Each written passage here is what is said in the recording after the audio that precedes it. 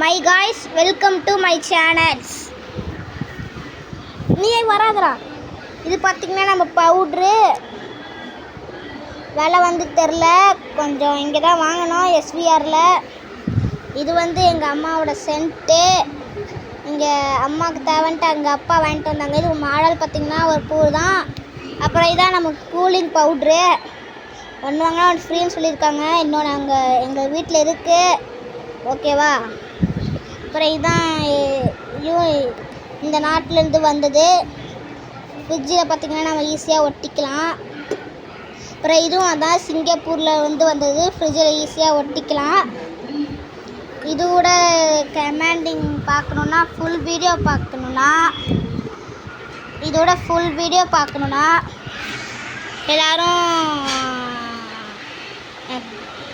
Like and subscribe பண்ணுங்கள் please.